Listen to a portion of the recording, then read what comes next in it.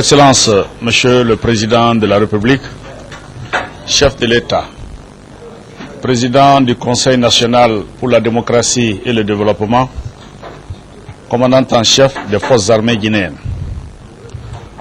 mon général, deuxième vice-président du CNDD, ministre à la présidence chargé de la défense nationale, mesdames et messieurs les membres du gouvernement, chers frères officiers supérieurs des forces armées guinéennes et membres du CNDD.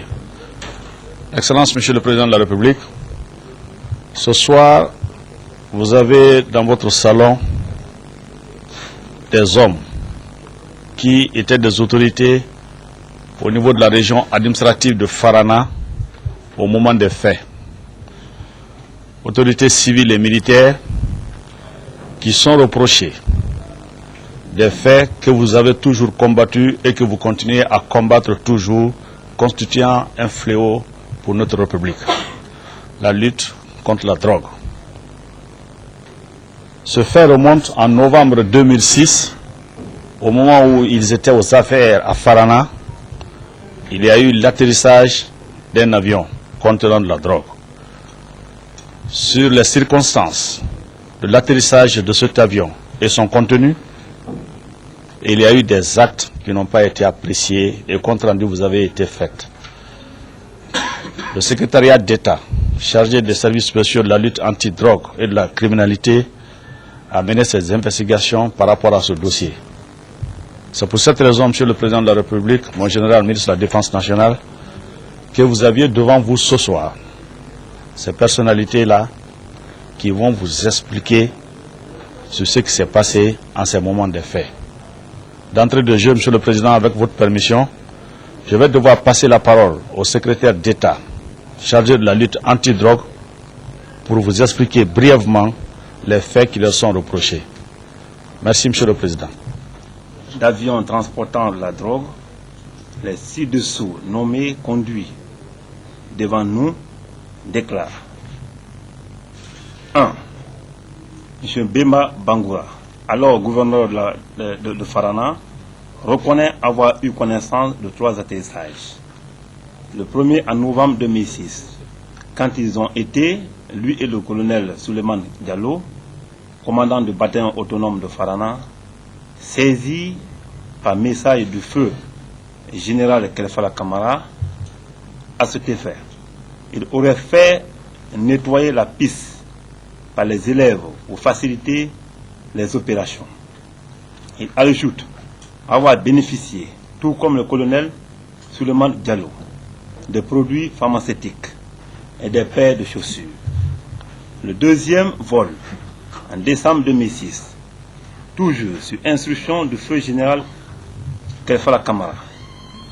Le lendemain de ce vol, Sidiki Mara, qui est un narcotrafiquant recherché, lui aurait remis 10 000 € pour service rendu. Le troisième vol, toujours sur instruction du feu général Kelfala Kamara, il est arrivé avec à son bord des colis emballés dans les sacs bleus de 20 à 25 kg qui ont été embarqués dans un camion remorque à destination de Conakry.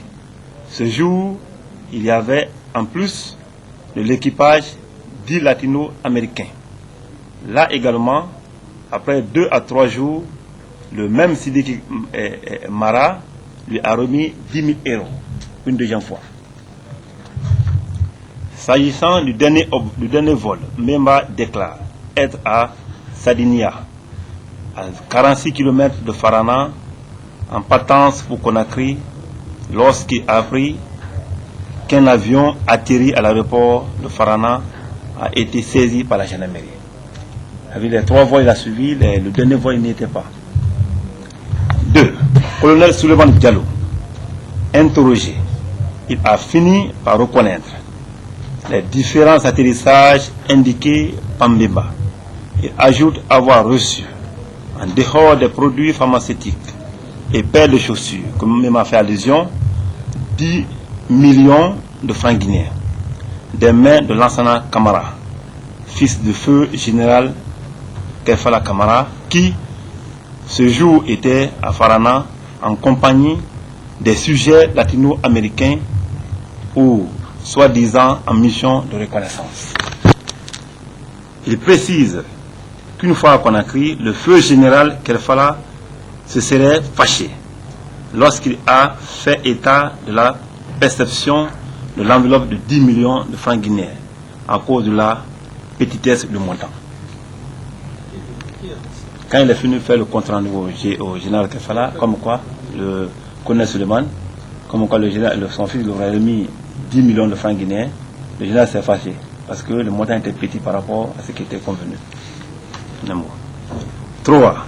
Le colonel Jean Onivogui, successeur du colonel Suleiman Diaro, il déclare que dans la nuit du 22 au 23 mai 2008, le capitaine Gadiro, en compagnie du commandant Baba Bangoura, lui ont déposé un montant de 40 millions de francs guinéens pour lui dire que l'oiseau est venu, de ne rien craindre.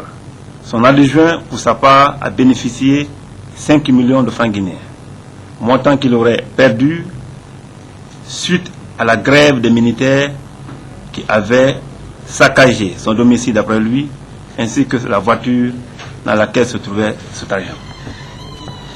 Il précise que, pendant la remise, le capitaine Gadiro lui aurait signifié que ce montant était de la part d'un homme d'affaires dénommé Sidiki Mara, le même Sidiki Mara qui est recherché, lequel lui a remis une Mercedes suite à la perte qu'il a subie pendant la grève. Une autre fois, sans se rappeler de la date, le capitaine Yaya Bangoura, chef de détachement du bataillon d'infanterie de camp Kamayel, lui a remis dans son bureau la somme de 5 millions de francs guinéens de la part de Sidiki Mara, l'homme toujours recherché. 4. Lansana Kamara. Docteur Lansana Kamara, 32 ans, fils de feu général Kelfala Kamara, reconnaît avoir renoué l'amitié avec le nommé Luis Torres. Luis Torres, c'est aussi un narcotrafiquant qui est recherché pour le moment par notre service. Sujet latino-américain, recherché par nos services, qui a abandonné la Guinée, selon Lansana Kamara, 2 mois avant la mort du président Lansana Conté, lequel lui a remis une voiture de marque Range Rover, un lit et une table. Mais il refuse l'idée d'appartenance au réseau de narcotrafiquants, malgré qu'il soit dénoncé par le colonel Suleiman Diallo comme étant celui qui lui avait remis 10 millions à Farana pendant qu'il était en compagnie des sujets latino-américains. Le nommé Lansana Kamara, manifestement de mauvaise foi et d'une très mauvaise notoriété publique. Je vous remercie, Monsieur le Président. Je suis appelé d'un titre très bouleversé, surpris,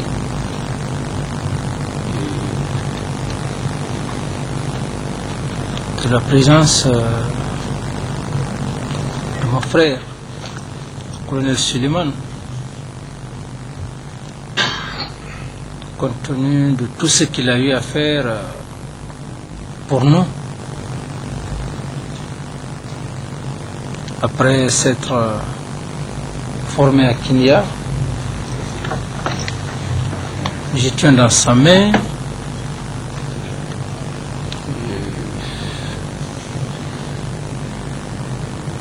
a aidé la jeunesse sur le plan de la formation militaire, à la fois technique, l'un des meilleurs officiers sur le plan scientifique, docteur, auquel je noue un respect bleu, même lorsqu'il fut nommé comme gouverneur de Sérékoulé. C'est moi qui l'ai fait venir. Je voulais l'envoyer comme ambassadeur dans les pays arabes. Il est venu, je l'ai dit, pour le récompenser. Entre Dieu et moi, c'est tout de suite là que j'ai vu mais je le crois un être très honnête.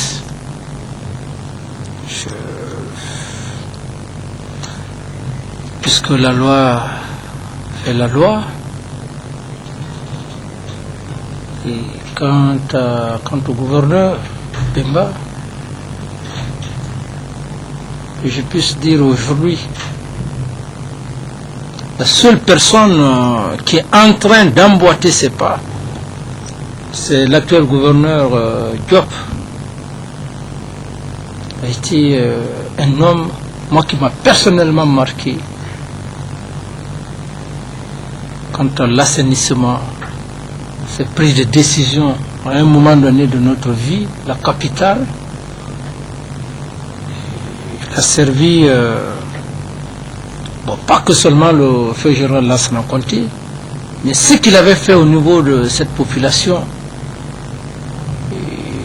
Je crois que c'était l'un des hommes les plus populaires et qui avait entamé des actions à la fois impopulaires, mais qui du reste avaient des retombées sur notre capitale.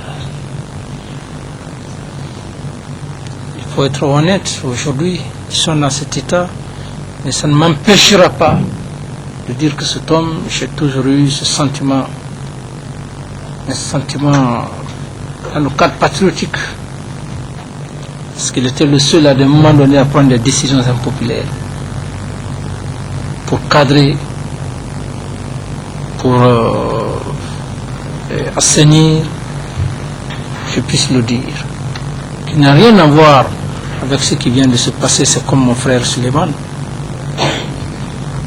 Et quand je l'ai fait, lorsque Bourima Koné devrait venir, c'est moi qui l'ai dit. Je dis, le gouverneur va venir compte tenu de son niveau intellectuel, docteur, et tout ce qu'il a, on l'aurait envoyé dans un pays, dans les pays arabes. Il est venu, je l'ai dit. Et je lui avais même confié une mission avec le directeur de cabinet. Il devrait aller dans les pays de Austral. Voilà. Oui. Tout. Mais aujourd'hui, c'est le destin. Et puis,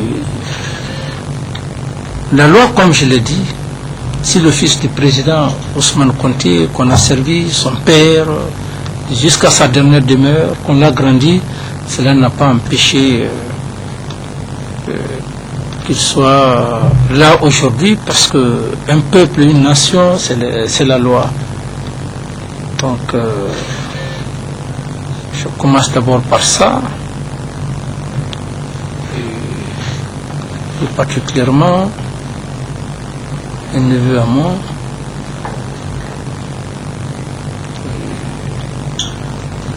sa mère est comment? Il sait tout le service que nous avions rendu à son père sur le plan militaire.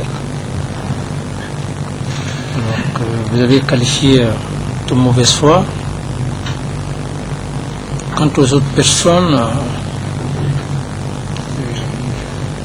je crois que c'est ma première fois aussi de les revoir, de les rencontrer. Déjà en grande partie, par rapport à ce que vous venez de dire, je crois que le ministre de la Justice est là. C'est lui qui est la justice. C'est dans ses attributions. Nous ne pouvons que simplement assister, voir comment, au fait, cette déclaration, nous n'avions pas un mot à ajouter, parce que nous sommes dans un état de droit. C'est autant dire que l'homme devant la loi, c'est la loi. La loi est au-dessus de tous les êtres humains. au-dessus d'un chef d'État. On est chef d'État parce que tu es subordonné à la loi. Donc, je ne peux que vraiment, encore une fois de plus, par rapport à ce que nous venons d'écouter, si vraiment cela est réel, ce que cet homme, le docteur, je l'ai connu très honnête. C'est pourquoi, même lorsque effectivement, dans le geste, il a reconnu, ça ne m'étonne pas. Ça ne m'étonne pas parce que je l'ai toujours connu honnête. Tous les jeunes l'ont toujours connu honnête, sincère. Et devant la loi, c'est la loi. Donc je termine leur disant vraiment, bon, les mots me manquent.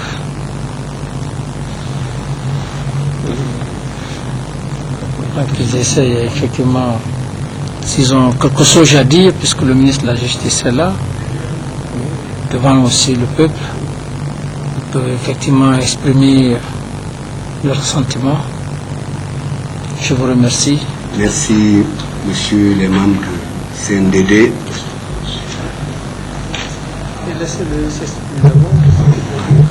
Monsieur le Président de la République, j'ai très peu de choses à vous dire. Faute. Il faut le reconnaître. Mais, monsieur le Président de la République, sans philosopher, une faute qui est plus âgée que vous ne pouvez rien. Moi, je suis un cadre qui a commencé à travailler depuis 1964. Aujourd'hui, vous êtes président de la République parce que vous êtes un homme du destin. Et c'est pourquoi Dieu vous a fait échapper à des courants, à des mouvements, à des situations qui auraient pu vous placer dans les mêmes conditions que moi aujourd'hui. Je ne vous dirai pas que je suis honnête. Même sur le président de la République, de Kankan à Dabola, de Dabola à Conakry, de Conakry à Dinguira, encore à Conakry, beaucoup de hauts cadres de ce pays ont passé par ma formation.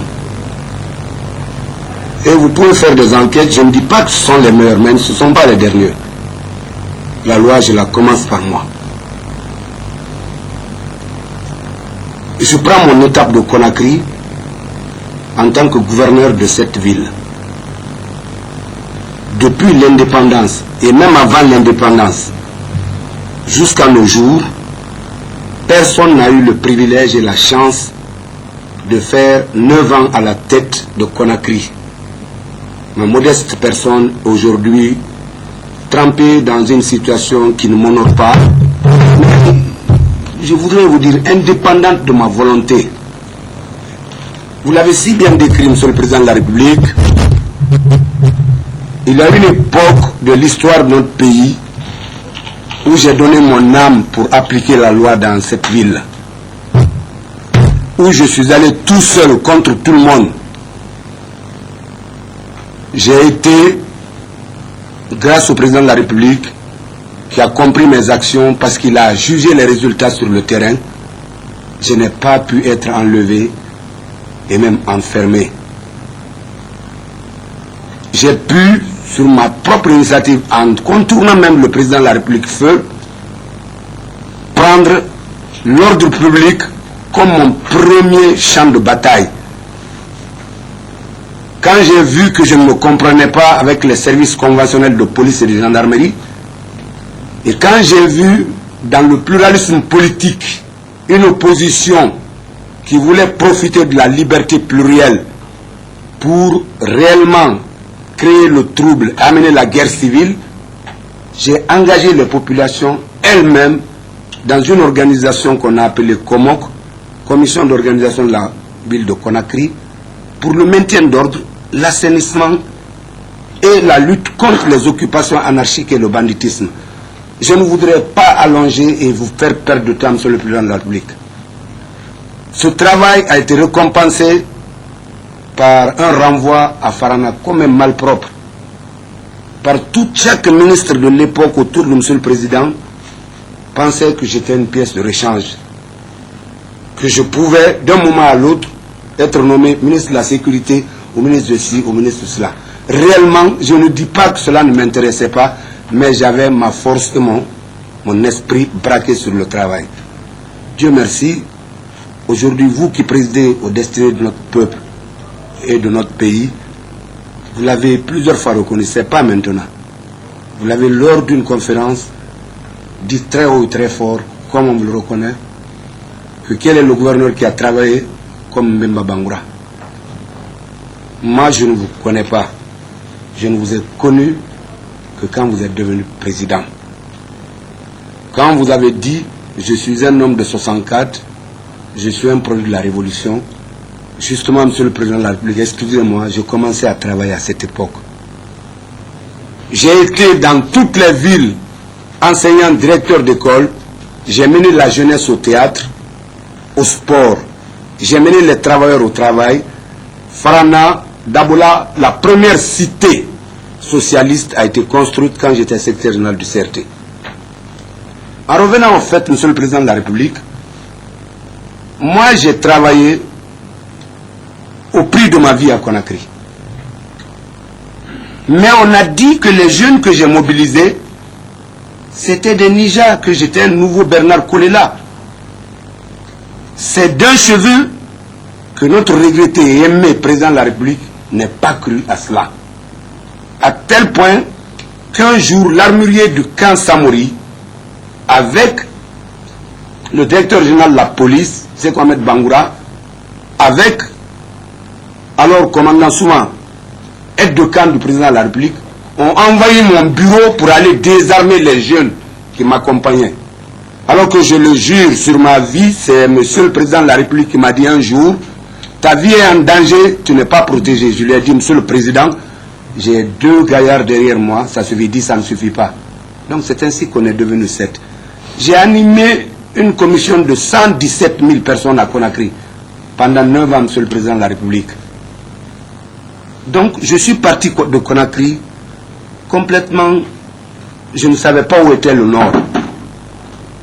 Parce que le travail qu'une personne aussi intègre, aussi courageuse que vous reconnaît être bon, je pense que ce travail est bien.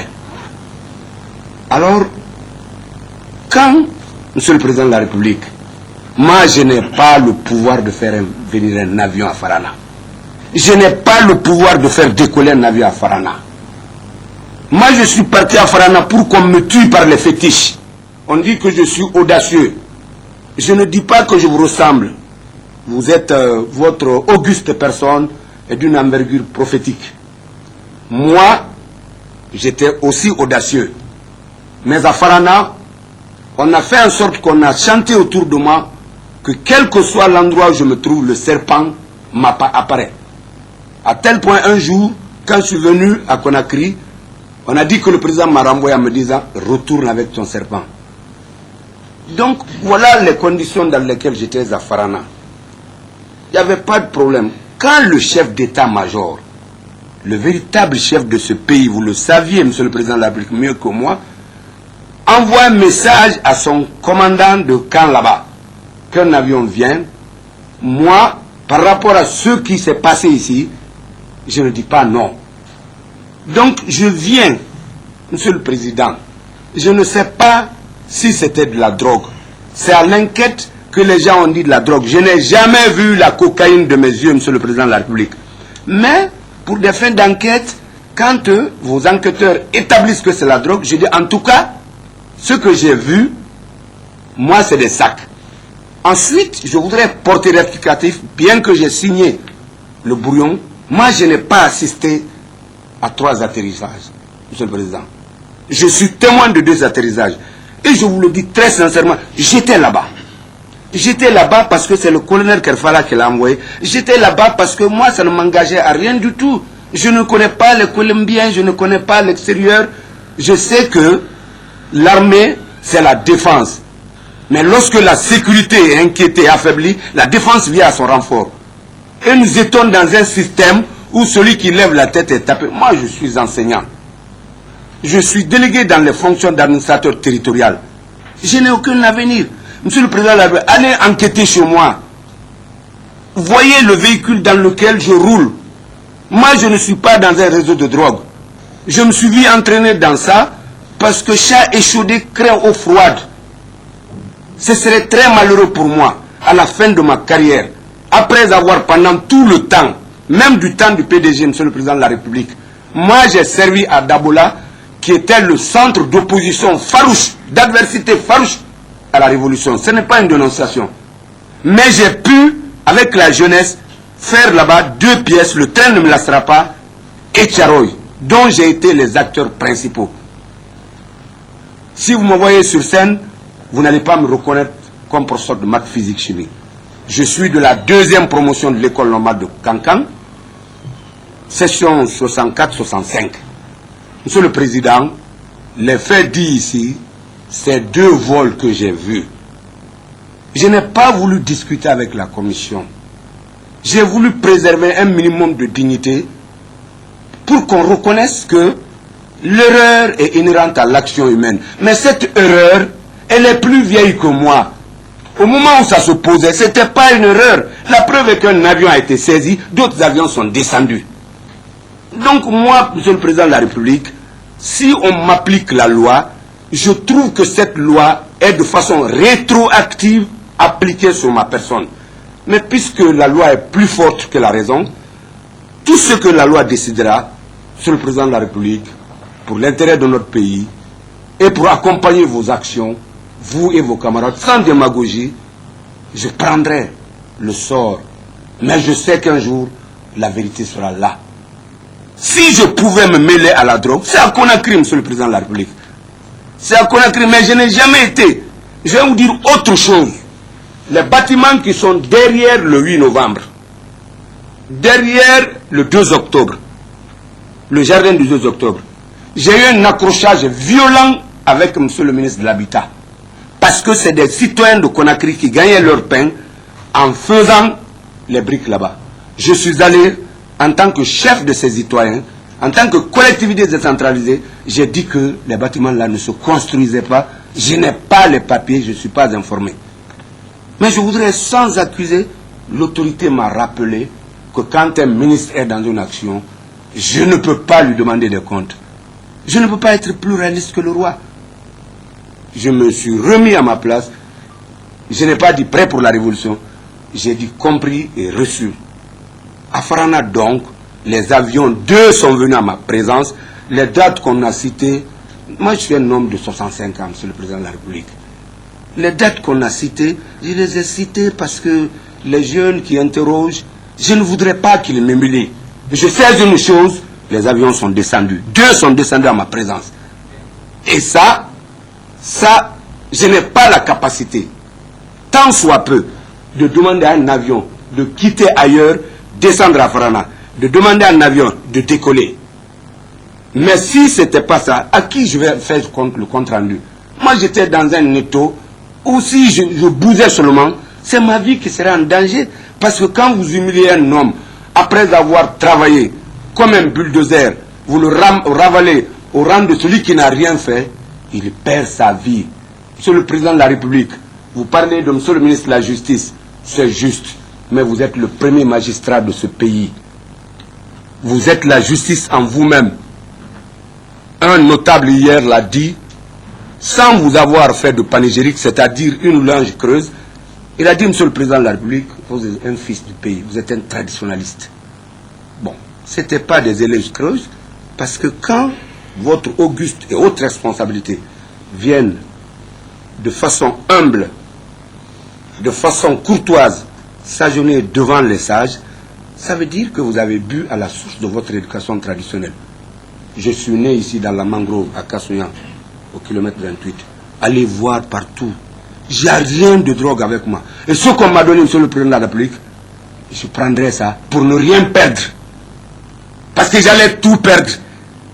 J'allais faire montre vraiment de consciencieux devant qui? Devant qui? Aujourd'hui, vous n'êtes pas Dieu, mais ce que votre équipe et vous ne reconnaissez pas comme la vérité, ce n'est pas la vérité dans ce pays. C'est pourquoi, Monsieur le Président de la République, je vous demande d'examiner mon cas, pas comme un narcotrafiquant. Vous me tuerez vivant. Je ne suis pas un narcotrafiquant. Je ne suis pas dans leur réseau. J'ai pu être embarqué par un pouvoir qui était là, un système qui était là, contre lequel je ne pouvais rien. J'ai suivi une de vos déclarations devant la presse internationale. Quand la presse vous a dit, Monsieur le Président, bon, qu'est-ce que vous avez fait? Vous avez dit, mais à l'époque là, qui oserait alerter tel et tel et tel sans avoir coûté la vie, sans avoir des kinines amers? Vous avez encore dit, toutes les agitations, tous les soulèvements des militaires au camp, vous avez offert votre vie. Vous n'avez même pas dit quelque part, vous avez dit, bon, tuez-moi au lieu de trouver le président. Bon, après avoir fait ça, c'est de peu qu'on ne vous a pas arrêté comme le principal fomenteur de ce coup. Monsieur le Président de la République, quand vous êtes dans un courant qui est plus fort que vous, il vous entraîne. Si vous avez la chance d'avoir la berge, vous avez la vie sauve. Alors tenez compte de ce que je vous dis, la justice, c'est les hommes. Ce n'est pas le ciel qui descend. La justice, c'est les hommes. Et les conditions dans lesquelles les fautes sont faites permettent de déterminer la responsabilité et la nature de la sanction. Moi, ici, je reconnais les faits. Mais indépendant de moi, je ne les ai pas commandités comme quelqu'un qui s'attendait, qui a monté le groupe des drogues, de ceci, et j'attendais ma part à Conakry. La preuve est que les avions là, c'est quand ils atterrissent qu'on nous appelle. Ensuite, moi je n'ai aucune inquiétude. C'est le chef de l'armée qui fait venir ces avions. Il a une compagnie ou bien un bataillon. Moi, il n'y a pas de problème. Ce que vous voyez, c'est l'œil de l'épervier ou de l'œil vraiment du lion. Monsieur le Président, je ne vais pas abuser de vos instants, de votre temps très chargé et des grands efforts harassants que vous fournissez. Je voudrais donc vous remercier et m'en remettre à votre sagacité en disant que je ne suis pas un complice. Comme les enquêteurs l'ont dit, assistance complice. C'est vrai, tout ce qu'on a dit là, si je ne le faisais pas, je l'avais compris comme ça. Je l'avais compris comme ça, Monsieur le Président.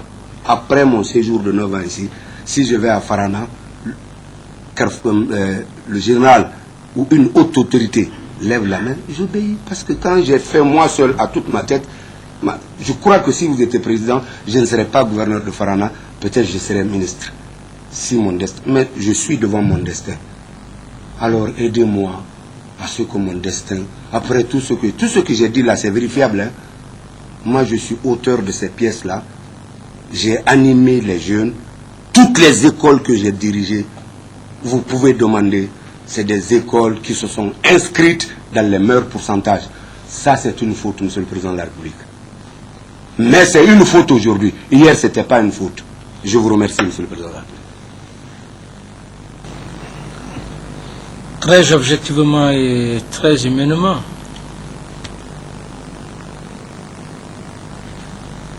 nous l'avions tous compris, on est tous humains.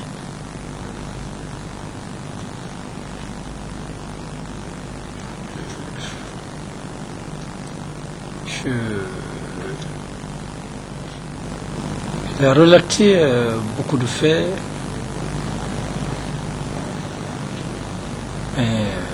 Je suis vraiment bouleversé.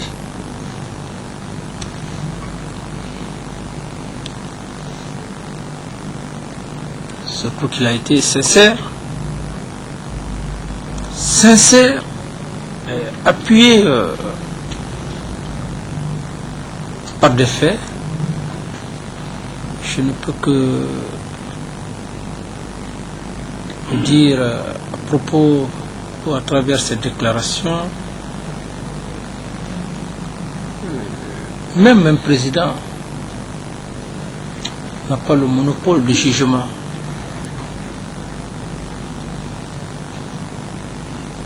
Je crois ce que vous venez de dire, l'assistance, le peuple de Guinée et la communauté internationale a vraiment retenu le message. Merci. Donc, comme je l'ai dit de principe, la loi étant la loi,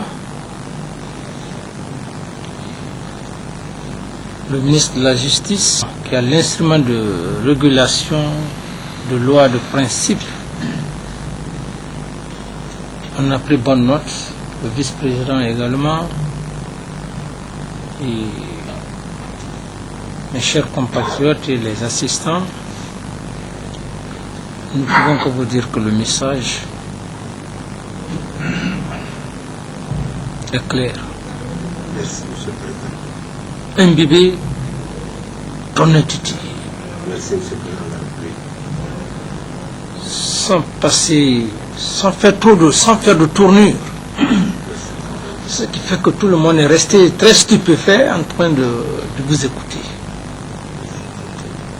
L'homme doit être sincère, honnête.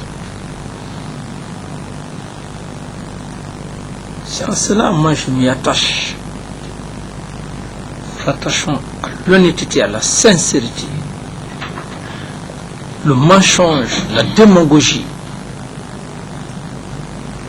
n'a plus sa place dans cette société. Un homme qui ment, un homme qui contourne, il devient un animal pour moi. Un homme honnête, même lorsque tu as tué une personne, que tu aies le courage de dire oui, je l'ai fait. Je crois que l'honnêteté n'a pas de prix. C'est surtout ton caractère, votre caractère, d'honnêteté.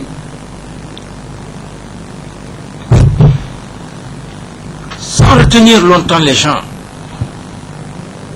sans désorienter l'esprit des gens. Les hommes sont très réfléchis. Tous les mots qui viennent d'un homme sont très pesés. Je ne peux que vous remercier de votre sincérité par rapport à cette affaire de drogue.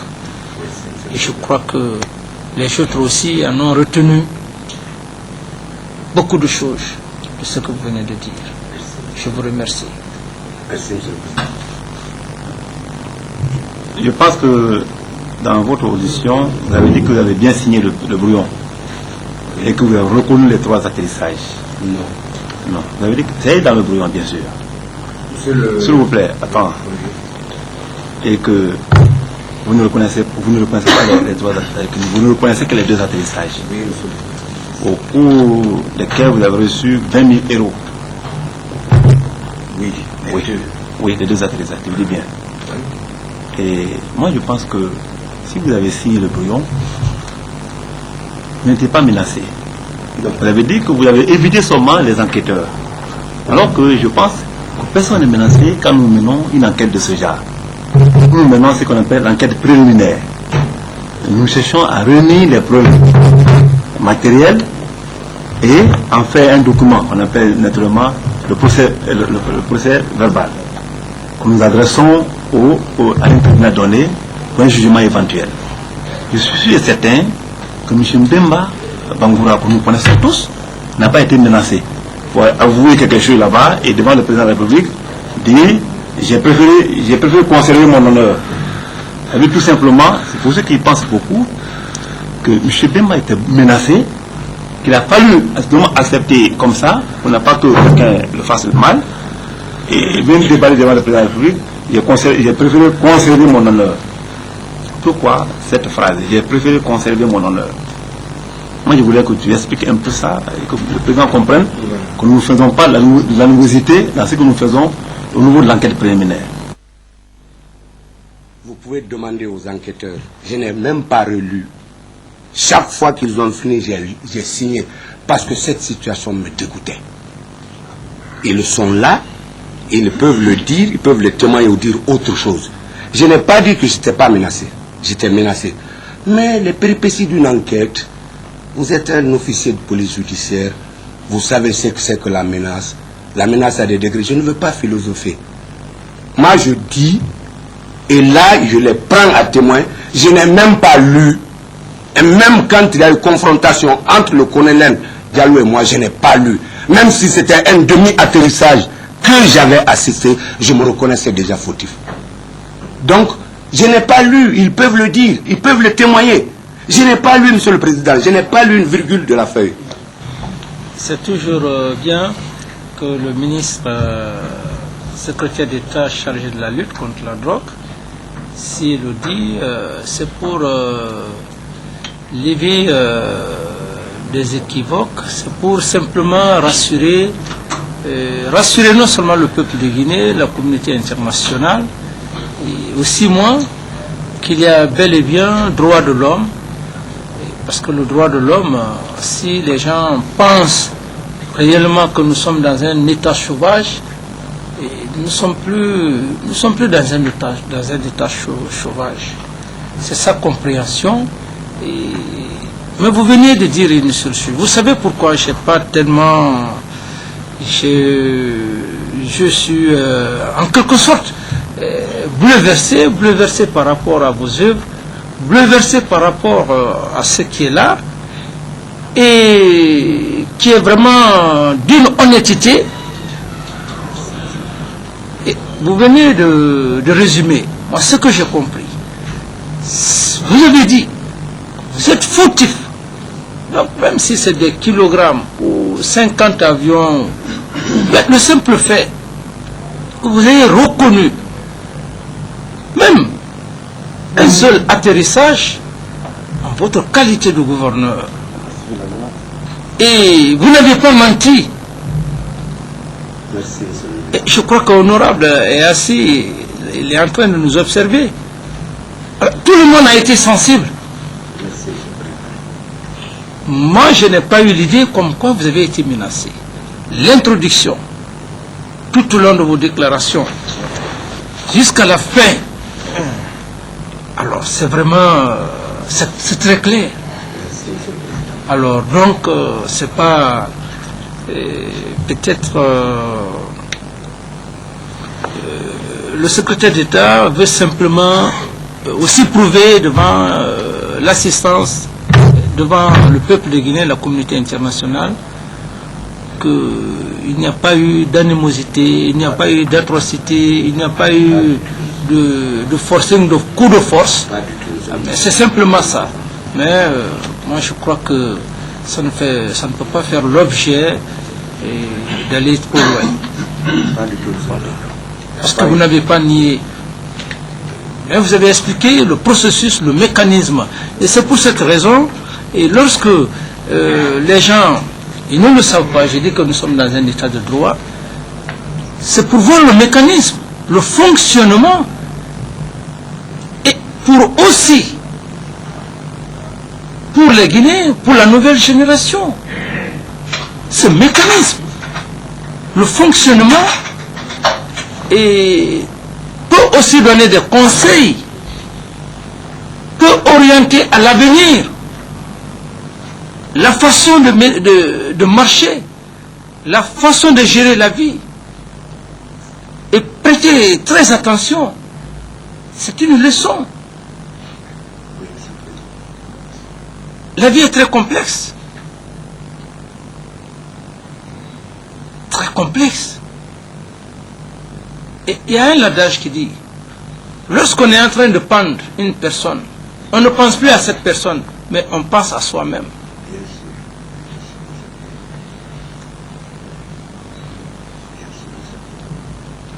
Alors donc, ce message est très puissant. C'est pas vous. C'est la nouvelle génération. Même nous qui sommes actuellement au pouvoir.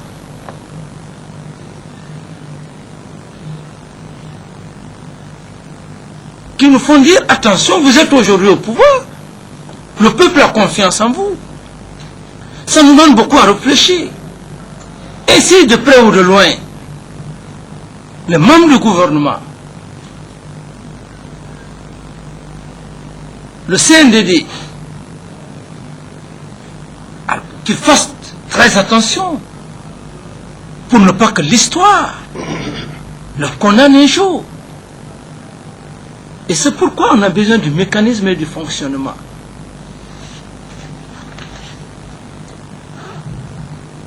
Et je crois que, à quelque part, c'est un conseil pour les autres, pour nous-mêmes. Donc moi je crois, voilà, ça permet à tout le monde alors de faire beaucoup de réflexions. Chaque fois que tu veux mettre le pas, il faut y réfléchir. Alors moi je crois que c'est un message très puissant. Et c'est comme les honorables que j'avais parlé de Alpha Condé, Dr Alpha Condé, les Feu Sirado, les Jean-Marie Doré, les Bamamadou, et ainsi de suite. Alors aujourd'hui, ils se disent Dieu merci. Ils se disent aujourd'hui Dieu merci. Peut-être qu'ils ne pouvaient pas en ce moment, s'ils avaient entamé ou si vous avez accepté des comportements, des malversations, l'ambition d'avoir le matériel, aller escroquer le pouvoir en passant par des tournures, tout ça, mais ils n'auraient pas eu ce tournure. Cependant, on était là, le peuple était en train de les observer. Aujourd'hui, ils se disent merci. Et leur remerciement, c'est autant dire effectivement à la nouvelle génération de faire très attention. Et même nous autres. C'est un message. Alors moi je crois que c'est un peu ça. Et du reste, le ministre de la Justice, et comme je venais de le dire, ce n'est pas l'objet d'un jugement. Même vous avez écouté très attentivement, et je crois que chacun a tiré sa part là-dedans. Le message. Quitte au ministre de la Justice, alors de voir autrement ou ses cabinets, ou les juristes, ou les avocats. Mais pour moi, c'est très sacré. Lorsque les gens ne comprennent pas, il faut s'asseoir, écouter. C'est comme les vieux sages, nos vieux qui sont au village. Quand ils donnent des conseils, à des moments donnés, on peut dire ah oui, mais moi je m'en fous de ce que le vieux dit. Mais il y a toujours des résultats. Lorsque tu es assidu, tu comprends, ça te permet d'éviter beaucoup de choses. Et je crois que c'est dans ce contexte. Il n'y a pas de quiproquo, il n'y a pas eu de... Moi, je suis très clair, vous avez été sincère, vous avez été honnête, et vous avez dit. Alors, donc, il n'y a pas moi, et peut-être même ceux qui sont assis de l'assistance, il n'y a pas de compromis, il n'y a pas de contradiction. Il a voulu simplement ressortir si, effectivement, et dans cet esprit, dans le langage, est-ce que vous avez été menacé, ceci, cela, c'est simplement ça. Pour aussi, alors son côté, qu'il ne soit pas sali, parce qu'on parle d'un état de droit. Il y a un ministre de la Justice qui est là. Il ne doit pas forcer, l'aveu. Non, l'arbitraire, non. C'est comme les audits, pas d'arbitraire. Donc c'est ça, M. Bemba Bangoura. Moi, je pense que M. le Président de la République a dit ce qu'il fallait dire. Et ce n'est pas la première fois. Nous avons dit ici que c'est une conférence, que c'est un forum au cours duquel on se regarde en face, on se dit les vérités pour donner des leçons, comme il vient de dire, non seulement à nous autres, mais aussi et surtout aux générations futures, pour que demain, qu'on sache que lorsqu'on est aux affaires, on n'est pas habilité à tout faire. C'est essentiel. Donc il n'y a pas d'animosité, comme il a dit. Et d'ailleurs, il laisse libre cours à la parole, qu'on soit philosophe, qu'on soit acteur, pourvu que le message passe pour le bonheur de tout le peuple, qu'on sache un peu ce qui s'est passé hier. Ceci dit, moi je ne suis pas juge, même étant ministre de la Justice. Je suis par contre le chef de ceux qui poursuivent. Ceux qui poursuivent, ce sont les procureurs. Et en cela, tout ce qui est faute contre la République m'intéresse au premier chef. Les fautes contre la République, c'est quoi? Les fautes contre la santé. Et puisque nous parlons de drogue, les fautes contre l'honneur et tout ce que vous savez. Donc il faut qu'on fasse beaucoup attention, qu'on essaie de faire la part entre les sentiments et les faits, qu'on ne mélange pas les deux. Le secrétaire d'État chargé de la lutte contre la drogue a été très clair. Il n'a pris que les faits. Les avions qui atterrissent, les acteurs qui interviennent, des montants qui sortent et des personnes qui répondent. À cela, il faut qu'on soit suffisamment clair et qu'on dise au peuple ce qui s'est passé en réalité. Les juges sont là avec leur code, avec leur technique, pour essayer de dénouer tout ça. Mais pour l'instant, on essaie d'expliquer qu'est-ce qui s'est passé réellement. Le président de la République est attaché à l'honnêteté. Il a parfaitement raison. Si on dit ce qu'on a effectivement fait, ça touche tout le monde. Et il faut le comprendre. Ça ne veut pas dire qu'il cautionne forcément ce qui s'est passé. On peut dire oui, j'ai tué. Et qu'on vous dise oui, vous êtes honnête. Mais ça ne veut pas dire que vous n'êtes pas coupable. Il faut que les uns et les autres comprennent dans ce sens. Quelqu'un qui commet une faute et qui dit oui, j'ai commis une faute, c'est déjà un homme honnête à ce niveau. Et les hommes de loi sont là pour lui dire la faute que vous avez commise, monsieur, vous vaut tant. Tout ça dans le respect de ses droits et pour qu'après, qu'on ne puisse pas reprendre les mêmes erreurs. Je pense que les règles sont bien posées, les chemins sont balisés, il n'y a pas d'inquiétude, il n'y a pas de peur, il n'y a pas d'animosité aucune. À ce niveau, je le dis surtout pour ceux qui doivent intervenir après, qu'on ne cherche pas à s'accrocher aux sentiments, qu'on explique exactement les faits, et puis qu'on dise au peuple ce qui s'est réellement passé. Je vous remercie. Colonel Souleymane Diallo, vous et certains cadres ont assisté à l'atterrissage des avions à Farana avec des colis de drogue cocaïne et des sujets latino-américains ainsi que leur destination. Ma première question. La seconde question, à un certain moment, 2 citernes de carburant destinées à ravitailler les 10 avions ont stationné à votre domicile à Farana avant d'aller à l'aéroport. Dites-nous les noms et les adresses des chauffeurs et apprentis ainsi que l'adresse du propriétaire des 10 citernes. Les 10 citernes de tout. Ma petite troisième question. Dans quelles circonstances avez-vous reçu un montant de 10 millions de francs guinéens des mains du docteur Lansana Camara à Farana, le fils de général en 2007? C'est les 3 petites questions là que vous avez répondu. Vous avez un autre commentaire à faire, vous le ferez. Je vous remercie. Effectivement, je n'ai pas assisté à l'atterrissage, mais lorsque l'avion a atterri, on m'a appelé. Je suis venu à l'aéroport. Quand je suis venu, j'ai trouvé l'aide de camp du général Kelfala là-bas.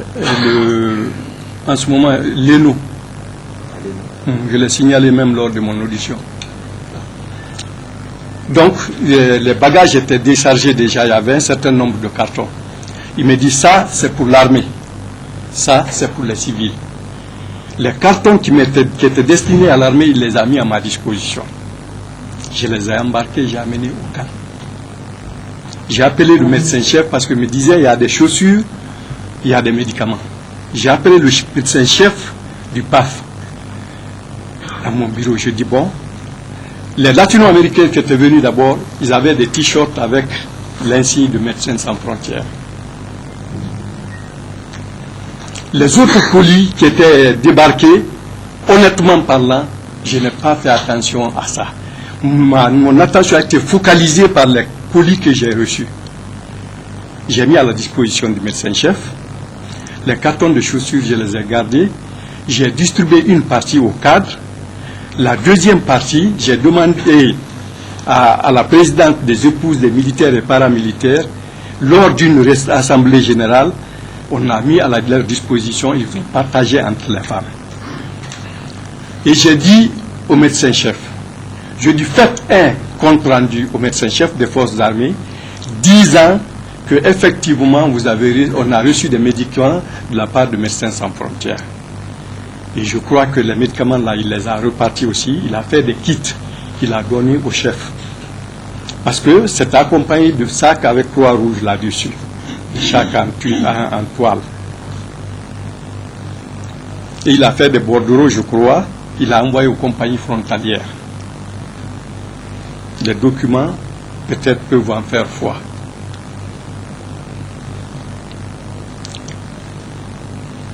En ce qui concerne les citernes, on m'a signalé qu'à Souleymania, à 11 km de Farana, qu'ils ont vu 2 citernes qui se cachaient là-bas. C'est les gens de la 3e compagnie qui me l'ont signalé. Je leur ai dit d'aller chercher les citernes et de les envoyer au camp. On est effectivement parti, ils ont saisi les 2 citernes. Ils les ont envoyées au camp. Mais puisque les citernes étaient chargées, les officiers m'ont dit, ah, mon colonel, si vous gardez ces citernes-là ici, les militaires, la nuit, ils vont profiter pour vider et vous aurez des problèmes. C'est ainsi que on a décidé de commun accord d'envoyer les citernes-là dans une cour fermée en face du camp, qui est une cour qui m'appartient. J'ai appelé le même jour le général Karfala. J'ai dit, nous avons saisi à Souleymania 2 citernes contenant du carburant. Il m'a dit de les garder. C'est quelques jours après qu'il m'a téléphoné pour me dire de libérer les citernes. Chose que j'ai faite. Bon, la seconde question. Dans quelles circonstances avez-vous reçu un montant de 10 millions de mains du docteur Lafana? C'est après tous ces vols qu'un jour, docteur, il est venu, il me dit, je viens de la part de mon père. Je connais un seul fils du général Kafala, c'est Bouba, celui qui est à la douane. L'autre là, je ne l'ai jamais connu. Il me dit, mon père me dit de venir avec ces messieurs-là, reconnaître la piste, la possibilité d'atterrissage d'avion. Je dis, aucun problème, faites votre mission. Ce jour-là, je l'ai même reçu dans mon salon. Il était avec des latino-américains parlant espagnol. Je l'ai même dit, j'ai dit, mais dis donc, toi qui parles espagnol, au lieu d'envoyer les noms, l'autre jour, les gens là sont venus avec des latino-américains. Toi qui parles espagnol, on aurait pu t'envoyer, tu aurais pu servir d'interprète mieux que ça. C'est pourquoi, lors de la confrontation, quand je le dis, j'ai dit, pour te rafraîchir la mémoire, je te dis ça. Effectivement, il m'a donné 10 millions de francs guinéens. Quelque temps après, le général Kelfal m'a téléphoné. Il dit, Suleiman, est-ce que tu as reçu mes missionnaires? Je dis, oui, je les ai reçus. Il ne m'a pas demandé. Je dis, oui, je les ai reçus et ils m'ont remis une somme de 10 millions de francs. Il me dit en bon sous-sous. Et nous avons rire. Non, mais de toute façon, nous devons de laisser ça entre eux. C'est tout ce qu'on t'a donné. J'ai dit oui. Il dit bon, d'accord, laisse ça entre nous. Après, ils sont sortis, je ne les ai plus revus. Pendant tout mon séjour là-bas, je n'ai pas vu d'avion accompagné par lui. Je ne les ai pas vus. C'était la seule fois que je le voyais, c'était la première fois que je le voyais. Et ça aussi, la conversation, c'était une conversation téléphonique. C'est le même jour qu'il m'a demandé si effectivement ces missionnaires sont venus. Je dis oui. Et ils ne sont pas venus par avion. Ils n'avaient aucun colis, à part l'argent qu'ils m'ont donné. Ils sont venus par la voie routière. Mais pour vous, les 10 millions représentaient quoi, réellement? Ah, c'est un cadeau que le général m'a envoyé. Les 10 millions? Oui. Et la personne qui vous a envoyé les 10 millions? Non, C'était la première fois. c'était la première fois. Vous n'avez pas dit quelque chose en tant qu'officier supérieur? Si j'ai ton chef. L'atterrissage comme ça. Après les atterrissages là, ben, j'ai pensé que c'était une façon de me récompenser. Ah bon? Donc vous avez rendu des grands services à ce Non, moi j'ai reçu des... récompensé à chaque fois 10 millions? Non, j'ai reçu des ordres. Quand j'étais en Sierra Leone, où j'ai représenté l'armée guinéenne à l'état-major des forces de l'UNAMSIL. Quand j'ai fini mon contrat, les Nations Unies m'ont donné une bourse pour aller à Zambakro, compte tenu des prestations que j'ai eu à faire à l'école des Nations Unies. Mais à 2 jours de mon départ, mon passeport même est resté à l'ambassade de France. C'est quelque chose qu'on peut vérifier. Le président a dit non, il ne va pas, j'ai besoin de lui. Et il m'a nommé dans les fonctions de commandant du bataillon autonome de Farana. C'est là-bas que je suis resté jusqu'à septembre 2007. C'est dans le cadre de l'exercice de mes fonctions-là, en tant que militaire, mon chef hiérarchique envoie une mission. Mon devoir, c'était de le recevoir, de recevoir cette mission. C'est ce qui s'est fait. Évidemment, je n'ai pas demandé pourquoi vous m'avez donné cet argent, non.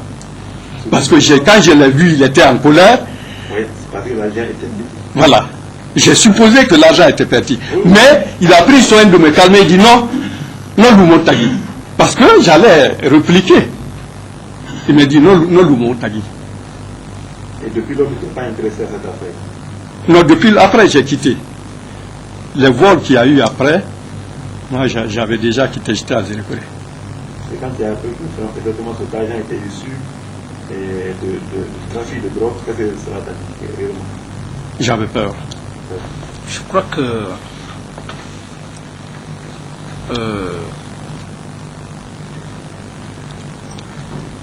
on est dans l'objectivité.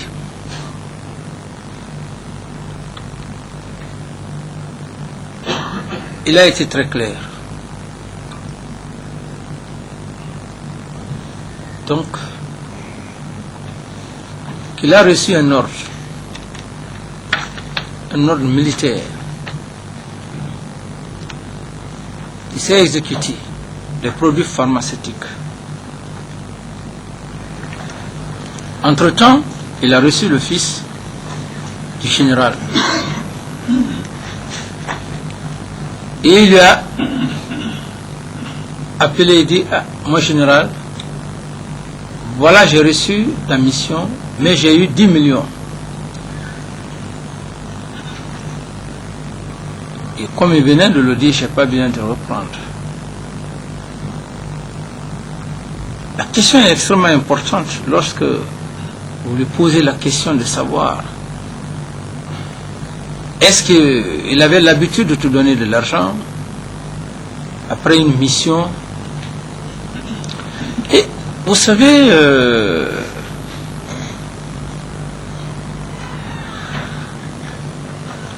et comme il le dit,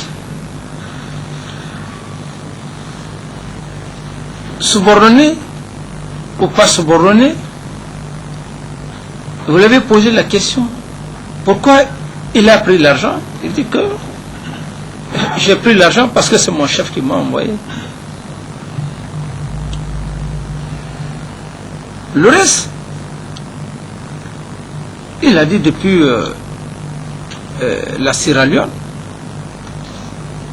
il avait toujours sa confiance en lui. Et c'est comme aujourd'hui.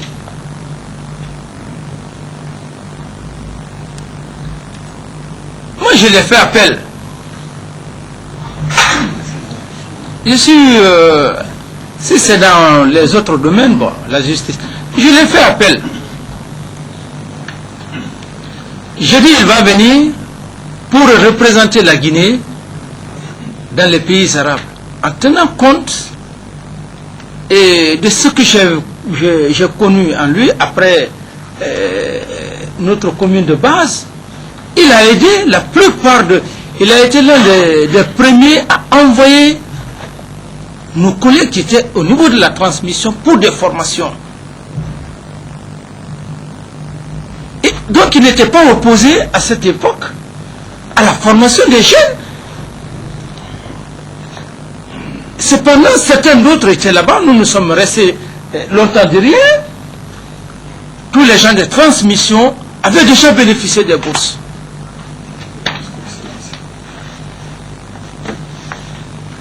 Et chaque fois qu'il y avait un problème en matière de bourse, il fallait partir le voir. Ah, mon colonel, puisque vous êtes un intellectuel, vous êtes la seule, et c'était la seule personne qui soutenait les universitaires, parce que à cette époque, la plupart étaient opposés. Alors, moi je crois, objectivement, peut-être d'autres questions peuvent lui être posées. Pourquoi il a pris l'argent? Pourquoi il ne l'a pas pris? L'hierarchie militaire. Et c'est pourquoi la fois passée, j'avais demandé à Tidiane. J'ai dit, attention Tidiane. J'ai été très intelligent. J'ai dit, tu ne peux pas prendre un colis, comme ça allait remettre, comment dirais, au général. Toi que tout le monde avait peur de toi. J'ai été la seule personne qui t'ai combattu. Et je l'ai dit, j'ai dit, je vais t'attacher à la présidence. Ou qu'on me dise, je suis contre ou je ne suis pas contre. Parce que tu n'as pas été honnête avec moi. Et la seule personne qui a réagi quand je l'ai fait le compte rendu, c'est le ministre de la Défense. Et parce que là, en ce moment, les griffes étaient déjà là. Et quand vous avez poursuivi le problème, finalement, il s'est avéré qu'il ne s'est pas limité. Il a dit qu'après ça, ils ont fait un conseil de ministres, un conseil supérieur. Le reste des détails, je ne sais pas. Il a reçu, il n'a pas nié qu'il a reçu les 10 000, il a reçu ça de la main de son chef. Et la question la plus importante, lorsqu'il a su que l'argent était souillé, c'était de l'argent de la drogue, quelle a été sa réaction? Il dit que j'ai eu peur.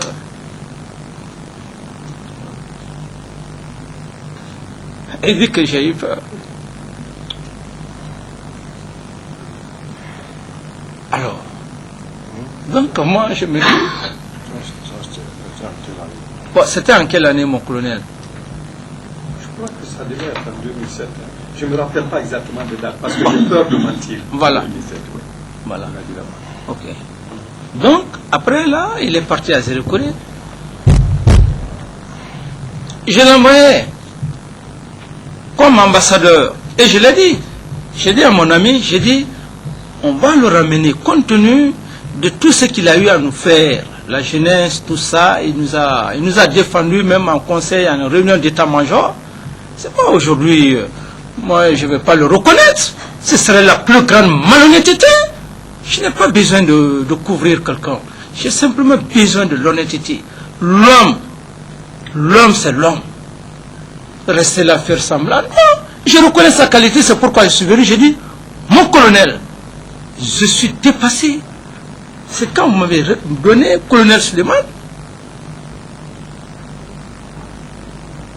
qui n'a rien à voir par rapport à cette affaire de drogue. Mais ce qu'il a été jusqu'au moment où il est parti à Farana, il y avait des sentiments. Il était choisi par ses généraux, il était choisi même par le président. Il avait accompli assez de missions. 2 fois aux États-Unis. Bon, 2 fois aux États-Unis. Et je puisse dire le général Ibrahim Diallo, je puisse dire après le général Ibrahim Diallo, dans leur génération, il est le second. Et qui fait que c'était des hommes qui étaient là, qui n'étaient pas égoïstes, parce que lorsque tu n'as pas la formation, ces gens avaient peur de nous. Ils avaient peur pour ne pas nous donner accès à aller se former. Hein? Au poste de commandement. C'est comme lorsqu'ils ont envoyé, comme dirais-je, Eltic, ils ont envoyé leur promotion. Quand ils sont venus, ils se sont braqués contre eux. Ils ont été les premières cobayes. Après un moment donné, il a été pris en Sierra Leone pour dire les 2 et 3 qu'il était dans un coup. Donc c'était leur peur. Mais à la seule différence, ils n'avaient pas peur de nous envoyer parce que, en tenant compte de tout ce qu'il avait. Et donc, à ce niveau, c'est pour cette raison, j'ai dit, et même les événements les événements de janvier, qui a donné l'ordre au pont 8 novembre? Quels sont ceux qui ont donné l'ordre? Ça, c'est un autre cas qui va venir. Les hommes ont exécuté des ordres. Mais qui a donné l'ordre? Qui a donné l'ordre aux hommes d'aller au pont 8 novembre? Alors, à ce niveau, j'ai dit le ministre de la Justice, il est technicien. Le sentiment est là, la loi est là. Et si effectivement le ministre de la Justice l'a dit, je suis très attaché à l'honnêteté. Et c'est ce qui a fait d'ailleurs, à des moments donnés, j'ai eu beaucoup de problèmes au niveau de l'armée. Parce que je ne pouvais pas cacher mes sentiments. Et à un certain moment donné, il est venu, il ne pouvait pas cacher aussi ses sentiments et tant d'autres. Et parce que l'honnêteté, je crois qu'elle est extrêmement importante. Maintenant, ce qui concerne les délits et consorts, ça c'est les techniciens de la justice et ils sont spécialistes dans ça. Moi, ce que j'ai besoin, qu'on soit honnête. Qu'on soit honnête, parce que c'est seule l'honnêteté qui peut bâtir une nation. La malhonnêteté, je suis allergique, j'ai réagi instinctivement, de façon spontanée. Parce que lorsque vous parlez aux hommes, toute cette assistance, et vous voulez prouver que vous êtes plus intelligent par rapport à cette assistance? Ah non, c'est énervant. C'est ce qui est énervant dans cette affaire-là, en ce qui me concerne. Si tu as fait quelque chose, aie le courage d'alléger, de ne pas longtemps retenir les gens, pour permettre à la justice de faire son travail, pour permettre au peuple de Guinée de donner à réfléchir à la population, aux enfants, en ce qui concerne la santé et la drogue. Et tout homme, tout être est de cette nature. Lorsque tu commets un acte, tu veux contourner, tu veux placer des formules, ça ne peut pas marcher. Alors moi, je suis rattaché à ce côté, en ce qui concerne le côté technique, juridiction, délit, ceci, cela, je ne suis pas spécialiste. Mais j'observe et j'écoute attentivement. La moindre de malhonnêteté, ça ne peut pas clocher, ça ne peut pas permettre aujourd'hui à ce peuple ou même à ces honorables aujourd'hui, si nous sommes, comme je l'ai dit, si nous sommes en train d'apprécier les jeux, mais c'est par rapport à leur probité morale. Et comme je l'ai dit, ils n'ont plus d'argent. Ils ont dépensé tout ce qu'ils avaient, ils ont dépensé, mais ils ont continué à marcher dans l'honnêteté. Ils se sont refusés. Ils ont même pris certains de leurs éléments en donnant au gouvernement. Ils se sont refusés de participer. Qui n'aime pas l'argent? Ils l'ont fait. Mais il faut avoir le courage de le reconnaître. Même si, dans le cadre politique, pour dire aujourd'hui, pour que ce peuple-là marche, pour éviter le mensonge et la démagogie, il faut qu'on soit honnête. Il faut qu'on soit honnête. Ce que tu as fait, dis réellement que je l'ai fait. Donc, qui n'a rien à voir avec le sentiment que j'ai pour le colonel Suleiman. Aujourd'hui, je suis président. Bien sûr. Il est ministre de la Défense. Bien sûr. Mais il a commandé le ministre de la Défense.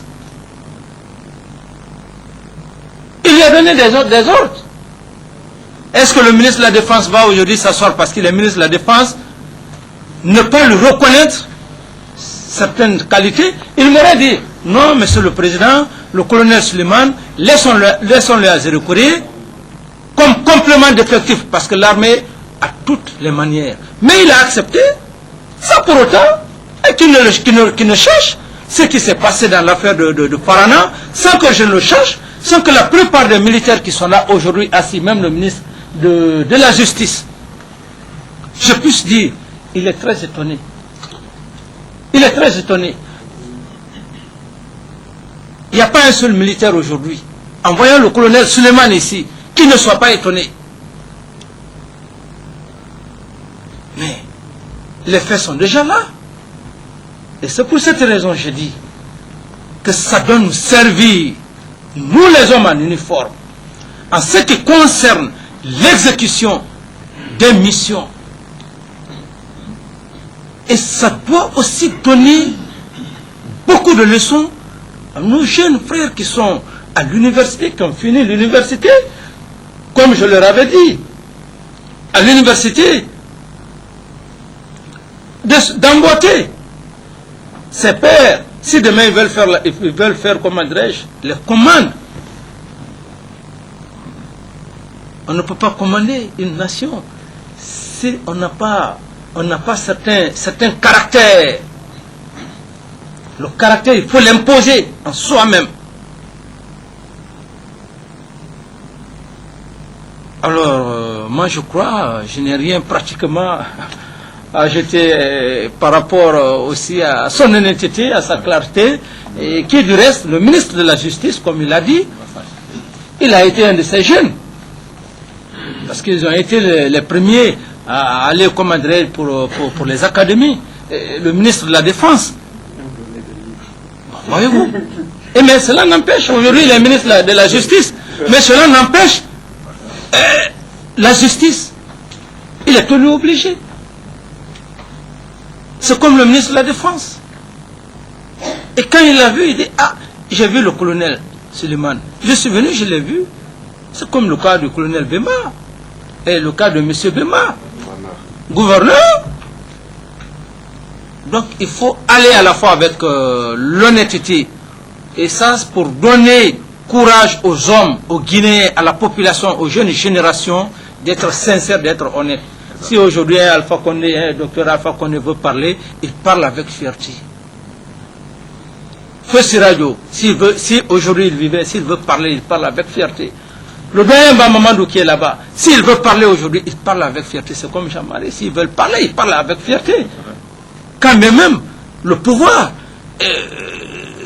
ils n'ont pas le pouvoir, mais leur chemin, le chemin qu'ils ont emprunté. Et nous sommes dans cette optique, l'honnêteté pour servir cette nation. On ne peut pas construire une nation lorsqu'on est malhonnête. C'est exclu. Donc, l'honnêteté avant tout. Au-delà de ça, les techniciens sont là et ils appliqueront la loi.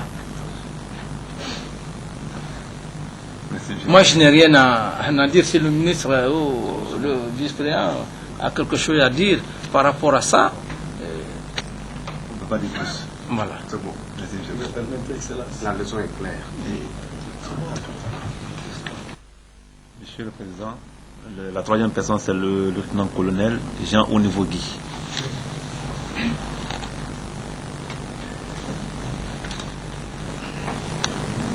Mon colonel, vous allez répondre à une série de questions, juste trois petites questions.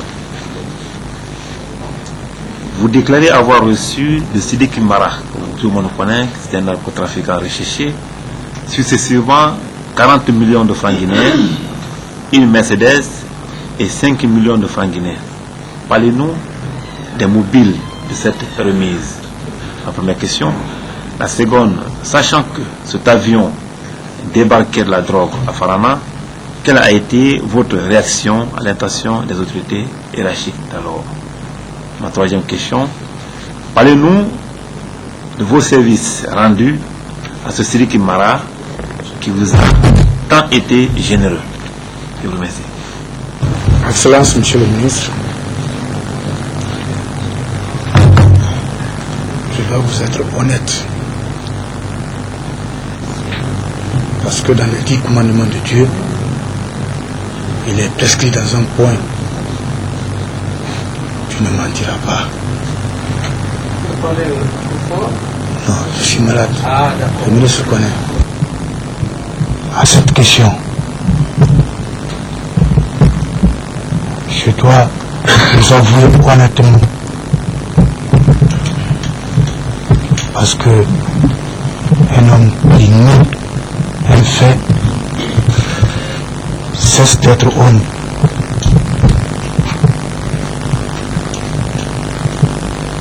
Excellence, Monsieur le Président, chef de l'État, Président de la République, Président du CNDD, commandant-chef de forces armées, l'a su bien dire. Il faut être honnête. Et moi, je suis un homme honnête. À cette question, franchement, sans tourner autour du pot, je m'en vais vous répondre que j'ai mal fait. Il faut être clair. La réponse que je peux vous dire, je peux vous donner.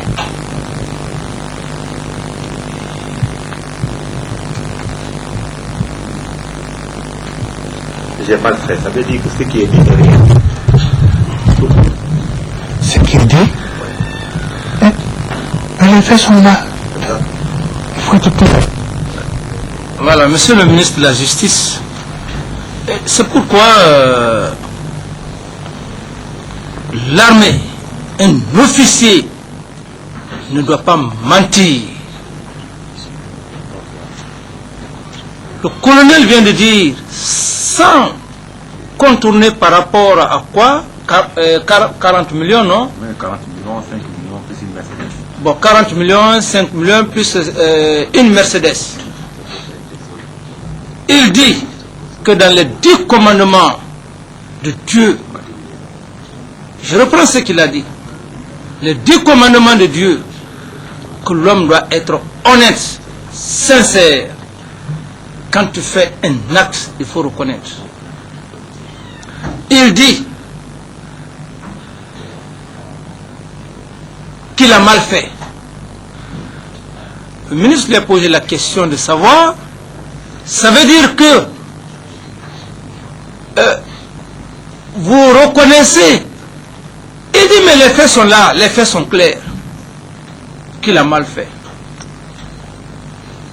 Donc moi, je n'ai rien à dire. Ou bien si quelqu'un d'autre a un mot à dire. Voilà. Donc, Monsieur le ministre de la Justice. Voilà. Merci mon colonel. Voilà. Vous pouvez vous asseoir.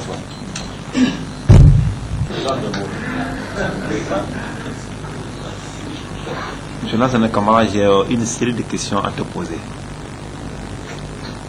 La première question, le feu général Kelfala Kamara a combien de fils répondant au nom de Lassana Kamara? Première question. Ma deuxième question, quels sont les étrangers africains et expatriés avec lesquels vous avez eu à tisser des relations en République de Guinée depuis 2005? S'il y en a, dites-nous quand, où et comment sont vos relations. Ma troisième question, quel avantage matériel avez-vous tiré de vos relations avec le ou les intéressés? Ma quatrième question, le colonel Souleymane Diallo, alors commandant du bataillon autonome de Farana, déclare qu'en 2007, vous êtes allé à Farana en compagnie des sujets latino-américains pour reconnaître la piste d'atterrissage. À cette occasion, vous lui avez offert 10 millions de francs guinéens au nom de votre père.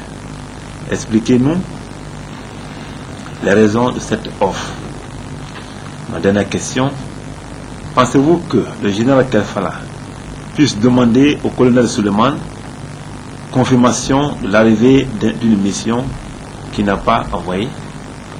Merci, monsieur le ministre. Excellences les membres du CNDD, Monsieur le Président de la République, Excellences Monsieur le ministre de la Défense, les assistants, je vous avoue quelque chose aujourd'hui que je viens d'avoir sur place ici.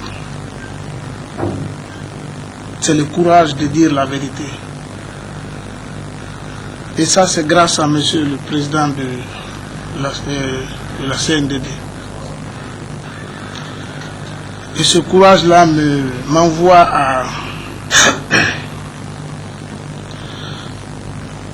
à dire ce qui concerne mon père, le général Kelfala Camara, paix à son âme. Je crois que beaucoup de vous le connaissent. Ils savent ce qu'il a fait pour ce pays. Et ce qui concerne son implication dans l'affaire de drogue, je crois que je n'aurai pas beaucoup à vous dire, car Monsieur le Président lui-même, lors d'une de ses interventions ici avec le colonel Tidiane, a éclairci un peu sur lui et ce qui concerne sa personne. Et quand je vous disais tout à l'heure que j'ai eu le courage, à travers Monsieur le Président, de dire la vérité, c'est que j'avais eu peur avec Monsieur le ministre tout à l'heure là-bas, d'être impliqué dans l'affaire de drogue. J'ai eu trop peur. Mais, si vous lisez ce que je l'ai dit dans ma déclaration et ce que je dirai tout à l'heure, est différente. Effectivement, j'ai été voir Monsieur le colonel Souleymane. C'était un jour quand on m'appelle au camp Samori pour me dire que j'ai reçu, mon papa m'appelle, dit j'ai reçu une mission de la présidence, des Blancs qui sont en bas. Il dit Naminde, je dis je suis à la maison. Il dit viens, tu les accompagnes, comme tu parles l'espagnol. Je lui ai dit Pende Rafar, ah, et tire l'ambaye, si gagne Mathieu, quel remède Mengue ne Rafar. Je dis d'accord. C'était un nommé Torres et un nommé, je crois, Sissi. Je les ai conduits à Farana. Comme c'était l'ordre donné de mon père qui disait qu'on les avait envoyés ces gens-là, je ne pouvais pas le refuser. Je suis parti immédiatement avec eux sans me dire ce qu'ils partaient faire là-bas. Et une fois sur le terrain, on arrive chez le colonel. Ils me disent c'est son cadeau ça. Moi je ne savais pas que c'est 10 millions que vous avez reçus. Moi j'ai pris le caoutchouc, je vous ai remis. Vous m'avez dit merci, ce jour-là vous étiez malade. Et ceci, je les ai dit c'est tout. Ils m'ont dit non, c'est pas tout. C'est où l'aéroport? J'ai dit pourquoi? Ils m'ont dit non, c'est pour aller juste regarder l'aéroport. Je dis d'accord. J'ai demandé, j'ai expliqué au colonel. On est parti, ils ont regardé l'aéroport, on est rentré à Conakry. Excusez-moi très fort si je vous ai menti là-bas. Il faut avoir le courage. Il a bien dit, il faut avoir le courage. Mais ce que je pourrais vous dire,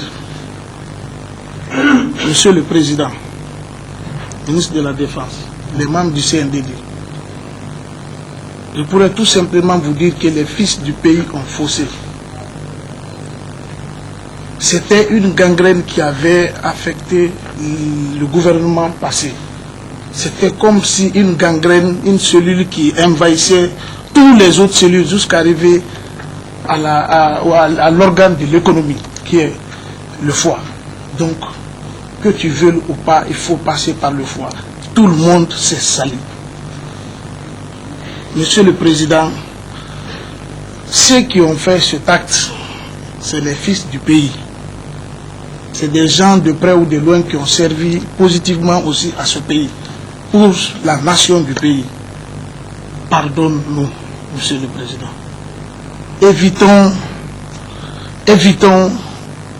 l'idée de vengeance.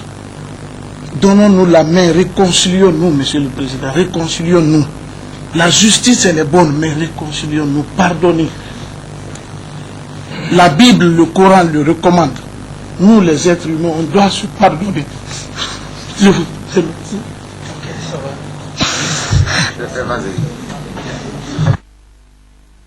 C'est si honnête. Et lorsqu'il dit c'était de la gangrène, ça avait effectivement touché le chemin.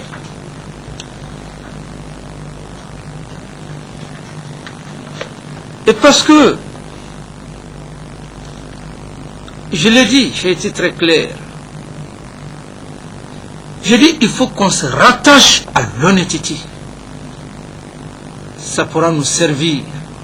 J'ai pris le cas des leaders politiques. Et parfois, ils sont étonnés lorsque nous sommes en train de parler. On dit qu'on vous a imité. On ne vous a pas imité dans le mauvais sens. Et donc, nous devons léguer ce message aux nouvelles générations. Il a été clair, sans détour.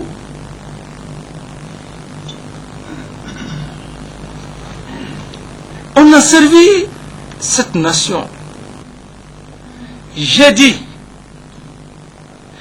devant la communauté internationale, j'ai dit l'arme que nous avions, l'arme que les hommes détiennent, le soldat, c'est l'homme le plus réfléchi. Tu ne peux pas tromper le soldat lorsque tu es malhonnête. Le soldat peut te laisser, mais il ne te portera jamais confiance. Il va t'attendre au tournant. Comme il vient de le dire, je n'ai pas manqué, nous n'avons pas manqué de reconnaître aujourd'hui nos colonels, nos chefs militaires, leurs qualités. Et je crois que c'est ce qui a germé, et comme il vient de le dire, parce qu'il sait que nous n'avons pas trompé leur père. On a servi leur père dans l'honnêteté, avions servi l'armée, la troupe dans l'honnêteté. Et le peuple de Guinée, on a évité. Et c'est pourquoi je n'avais pas manqué de dire à Tidiane, qui pouvait t'attaquer ici? Aujourd'hui, vous êtes en train de parler, de dire que j'ai pris un colis, j'ai remis au général Kerfala. Mais foutez le camp. Même le général Kerfala avait peur de vous, Tidiane. Même le général Kerfala, il n'y avait pas un général, un chef militaire qui n'avait pas peur des éléments de la présidence. Et c'est pourquoi, dans la suite, il est venu à mon bureau. Le jour où il devrait faire passation de service avec le capitaine David Souma, il m'a dit, mon président, c'est bien vrai, je ne pouvais pas envoyer le colis, me retourner. Après ça, il y a eu conseil de ministres pour cette affaire. J'ai dit ok. J'ai dit c'est pour vous dire que ce peuple, ils étaient là, on observait.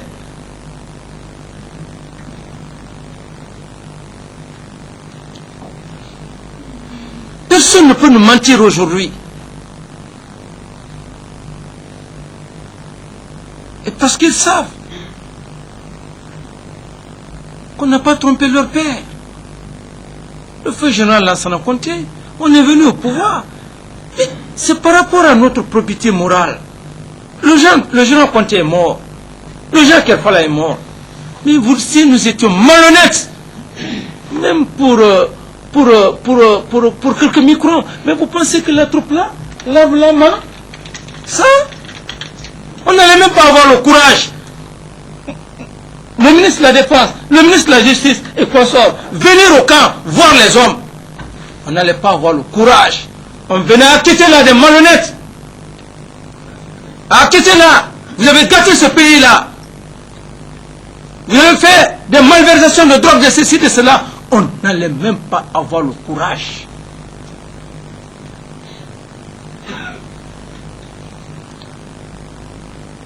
Parce que c'était connu, c'était vu. Au niveau de l'armée, c'était vu. Tout le peuple. Et c'est pour cette raison que j'ai dit, fils du président Conté, quand nous avons servi son père, on a obéi au sort militaire. Mais avec la plus grande sérénité. Le caractère, il est extrêmement important. Il y a des réactions, il y a des comportements. Lorsqu'un homme a, ça t'évite de beaucoup de choses. Lui, son père m'a défendu. C'est pourquoi, s'il pleure, il a raison de pleurer. La première grève, chacun de nous a été menacé de mort ici. Par nos propres collègues. Par nos propres collègues. Qui sont là encore, qui vivent avec nous. Et parce qu'il fallait préparer la succession. D'une manière ou d'une autre. Il fallait donc éliminer certains éléments pour avoir la main libre. Mais Dieu ne l'a pas accepté. Alors, encore une fois de plus, nous vous remercions de votre probité morale, de votre franchise, qui est... C'est un neveu. Sa mère est comment? Mais quand il m'a vu, il était tenu obligé, comme il l'a dit. Quand il avait le ministre de la Défense, les autres, ils ne pouvaient pas. Et donc, moi je crois, ce qui est important, c'est la vérité, l'honnêteté pour faire avancer la nation. Pour ajouter un mot à l'attention de M. Camara pour le remercier, pour le courage qu'il a eu. Parce que là, c'est un courage que de reconnaître ce qu'on a fait de mauvais. Il a dit. Il a dit, ça c'est le premier pas. Deuxième pas, il a demandé pardon au peuple de Guinée. C'est important ça. C'est d'autant plus important que ce qui se passait, on ne pouvait pas se douter un seul instant que c'était mauvais. Au moment où même les actes s'opposaient. Parce que lorsque un avion atterrit clandestinement, lorsque des colis sont débarqués de cette façon, on peut se douter qu'il y a quelque chose de louche qui se passe. Il était donc clair que ce n'était pas légal. Et il est le premier à le reconnaître que c'était une gangrène. Tout l'appareil était atteint et qu'il demande pardon au peuple de Guinée. Voilà une grandeur. Il faut le reconnaître. Parce qu'après, lorsqu'on a reçu des avantages indus, on peut se douter un seul instant qu'il y a quelque chose derrière tout ça. Parce que il y a la réflexion de la nuit après un acte posé, qu'on se dise, mais tiens, Ça signifie quoi? Et après, on tire les leçons.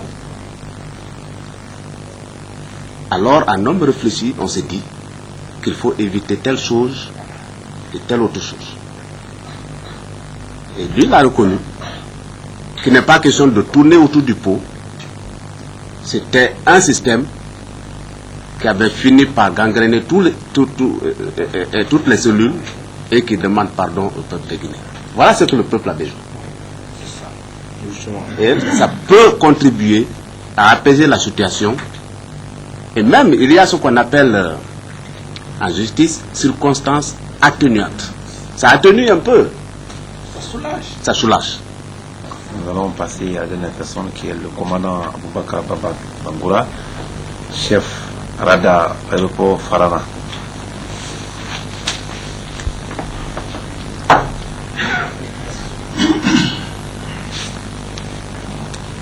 Monsieur Baba, je vais vous poser une série de questions. En première question, moi je pense qu'avec vous, la dernière personne va répondre question par question. Et ma première question donc est que, à votre qualité d'officier supérieur, chef radar à l'aéroport de Farana, que savez-vous des atterrissages des avions fantômes qui ont débarqué à drogue à Farana? Première question. Vous répondez au fil du temps. Excellence, Monsieur le Président, membre du CNDD. En ce qui concerne les avions fantômes, comme le colonel et le gouverneur l'ont dit, il y a eu 2 atterrissages en nous disant que c'est le médicament. Ce n'est pas la drogue. Ils nous ont dit que c'est le médicament qui venait. Un don pour Farana. On n'a pas su. L'avion a atterri, les sacs là sont sortis. Ils sont partis avec les Colombiens. Parce que nous, on n'est pas nombreux à la base. On est au nombre de caisses. On est 8 seulement. Tout juste pour garder le radar. Il y a l'armée de terre qui vient. Ils font la ceinture. L'avion a atterri. Et ils sont partis. Troisièmement, c'est le groupe de l'Ingira, la gendarmerie. Ils ont dit encore que c'est le médicament. On va là-bas. C'est le jour là qu'on a su d'ailleurs que c'est la drogue. On va là-bas, tout juste, on est sur la piste. L'avion a atterri, il est parti au bout de la piste. Arrivé au bout de la piste, nous courons, on va vers là-bas. Arrivé, on trouve quoi? Il y a les camions de la présidence, les bérets rouges, ils sont là. Suivez bien. Les camions de la présidence, les bérets rouges. Les camions de la présidence, les bérets rouges, ils sont là. Donc, les gendarmes sont venus, on a balayé mon commandant de la base. On nous a mis au respect avec l'arme, on s'est couché à terre, tout le monde, tous ceux qui étaient là-bas. Ils nous ont pris tout. Là, il y avait une femme là-bas, ils ont pris les cellulaires des Colombiens là, l'argent qu'ils avaient sur eux, tout et tout. Ils ont pris la route sur Conakry. Nous, on nous a abandonnés là-bas. On n'a fait que tirer l'avion, emmener sur le parking. Conakry était au courant. On est resté dans ça, ouf, c'est Jacques qui téléphone. D'abord, l'équipage a été laissé. À partir du Mam, Jacques téléphone de laisser l'avion partir. L'avion a décollé à 1h du matin. Ils sont partis. La piste d'atterrissage a été nettoyée par le gouverneur. Il a dit, il a reconnu. Ça a été nettoyé par le gouverneur, balayé complètement en disant qu'il y a un don de médicaments qui doit venir dans un avion. Donc ils ont nettoyé là-bas, ils ont fait ça. Tout ça, nous, en tant qu'aviateur, on n'a pas été averti, on n'était pas au courant. Sauf lorsque le jour que la gendarmerie est venue nous balayer sur la piste. La gendarmerie ou bien les bérets rouges? La gendarmerie qui nous a balayé l'Ingraï. Mais même avec les bérets rouges étaient sur place déjà. Donc Ningira était là-bas? Je ne l'ai pas, même s'il était là-bas, je ne le connaissais pas. Mais les gendarmes et les bérets rouges? Ils étaient là-bas. C'est eux qui ont balayé? C'est eux qui nous ont pris en otage. Ils ont pris tout. Une mission commandée? Oui. Ils avaient l'ordre de mission du général. Et quel général? À Karfala. Ils avaient l'ordre de mission de Karfala. Ce sont eux qui nous ont balayés. Ils ont tout pris, on n'a pas touché ni rien, on n'a même pas vu. Et ils sont venus. Troisième question. Quelles sont les autorités civiles et militaires qui assistaient aux différents atterrissages ou qui par commande la drogue et bénéficiaient des avantages liés aux services rendus trafiquants de drogue. Quand tu as vol là-bas, si ce n'est pas l'avion là qu'on a dit qu'il y a le médicament qui vient, les autorités ne viennent pas. L'avion, ça atterrit clandestinement, ça va au bout de piste, ça trouve que les éléments de Conakry ont quitté ici déjà, ils sont sur place. Ils attendent. Et on prend tout, ils s'en vont. On ne voit pas, on ne voit rien. Si par coup de chance, peut-être on vient brusquement, on les voit, mais on ne peut rien. On ne peut rien. Donc, si les dons maintenant que vous parlez là, par les choses là, les narcos là, lui, il ne vient pas en tant que trafiquant de narcos. C'est après, quand il vient à Farana, ça a trouvé par exemple les militaires se sont révoltés là-bas pour le problème de 1 million là. Le colonel était là-bas, ils ont cassé les magasins de riz, ils ont tout pris. Celui est venu, il a donné 10 tonnes de riz aux militaires. Oui, il a donné 10 tonnes de riz aux militaires, il a donné quelque chose de 4 tonnes à la gendarmerie, à la marine, à l'aviation 3 tonnes, 3e compagnie, et ainsi il fait des cadeaux ainsi.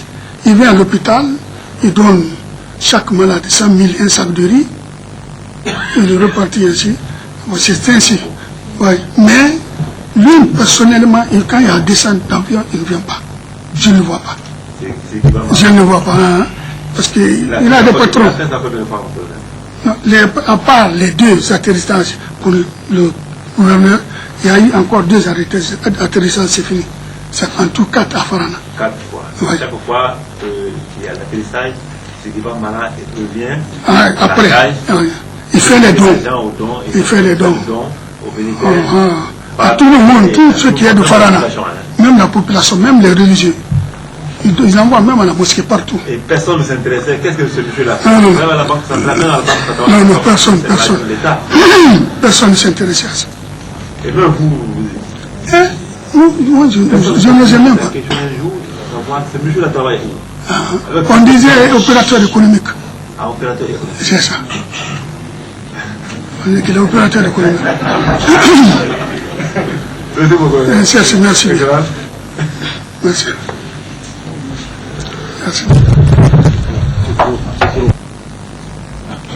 Le commandant a été très clair. Le reste,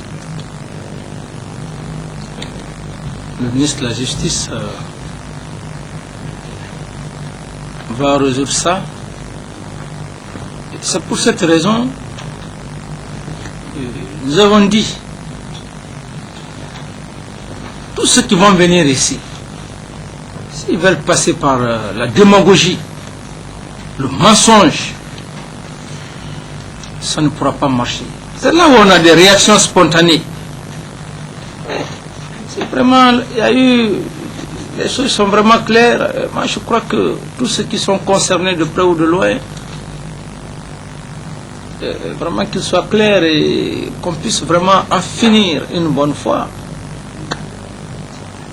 Donc, mon commandant, tu as largement compris. Largement compris. Les bérets rouges. C'est pourquoi souvent, quand je parle de la présidence, peut-être pour les gens, ils disent qu'il y a ça, il y a ça. Et ce n'était plus une garde présidentielle. Franchement. Non. Pour les généraux avaient même peur. À des simples adjudants-chefs.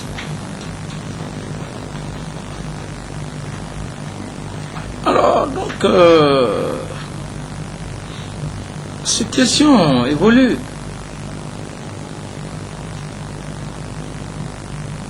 La situation évolue. Et pour ce soir-là, je crois que tout le monde vraiment est satisfait par la franchise, par l'honnêteté.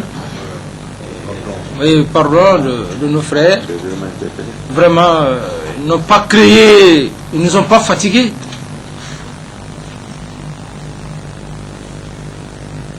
Je ne peux que vraiment remercier l'assistance et également au ministre secrétaire d'État de mettre les intéressés à la disposition du ministre de la Justice à partir de demain, parce que vraiment il n'y a pas de raison de les maintenir à notre niveau. Je crois que les conditions humanitaires, le droit de l'homme, le ministre de la Justice, il est spécialiste en la matière. Donc, tout ce qui concerne l'entretien et autre chose, pour éviter que les gens soient maltraités, qu'ils soient tenus dans des conditions inhumaines, nous devrons éviter ça. Nous devrons éviter. C'est que jusqu'à maintenant, j'ai engagé cette lutte pour leur entretien, le respect du droit de l'homme. Moi, je crois que ça va servir à tout le peuple de Guinée, à toute la jeunesse et à tous les hauts cadres civils et militaires de quelques postes de responsabilité que ce soit, et à tout le monde de faire très attention dans tout ce que nous sommes en train de faire. Devant la loi, personne n'est fort, hein? Personne. Qu'on ne mette pas aujourd'hui à l'idée. Aujourd'hui nous sommes là, on a une mission. Un jour, cette mission va finir. Alors que ça nous serve tous de leçon. Tous, à tous les Guinéens, de quelque niveau que ce soit.